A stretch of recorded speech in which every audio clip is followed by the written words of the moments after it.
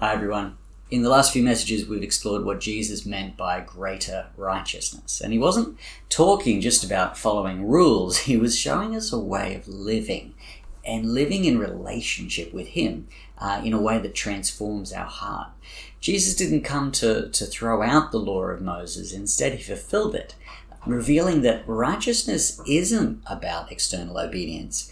It's about truly honoring and loving God and others. He challenged us to go beyond treating the scriptures as like a grab bag of rules that tell us what to do. Rather, he calls us to cultivate a heart that values and respects every person as an image bearer of God.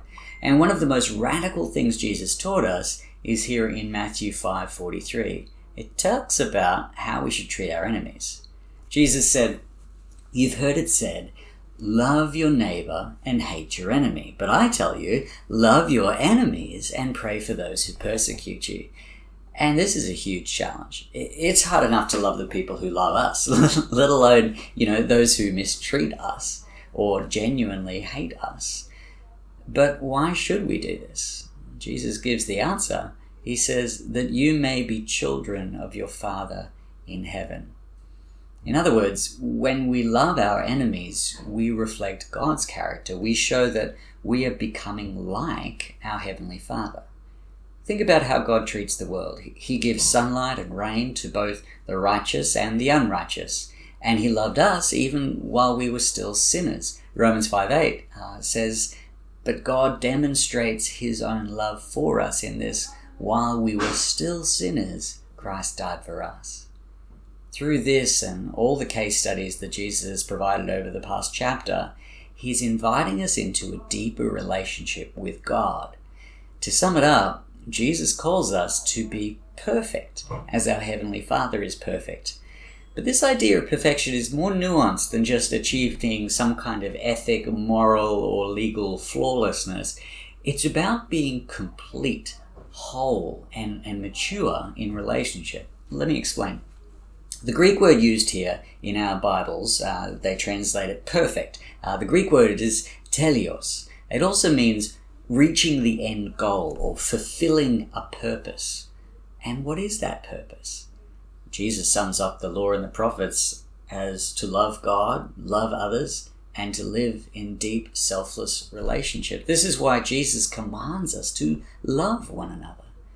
Love isn't just a personal feeling.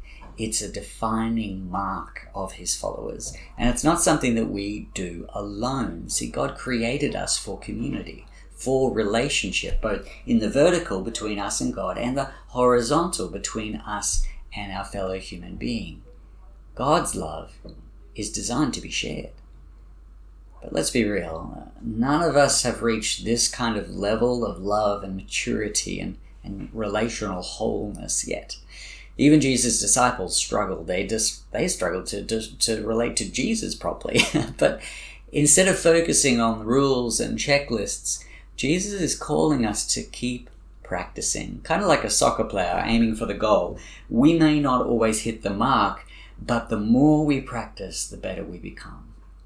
So let's commit to taking steps toward this greater righteousness. Let's aim for higher, not just avoiding sin, but actively choosing love, actively choosing to live as Jesus lived. Let's practice kindness, forgiveness, and generosity even when it's hard. And let's trust that as we grow closer to God, he will shape our hearts to reflect his love more and more. Let's keep our eyes on Jesus, who shows us the way. Then we can take our shot, keep kicking towards the goal that he has set before us, and even now stands beside us, cheering us on, urging us to continue in his way. Thanks everyone. Have a good week.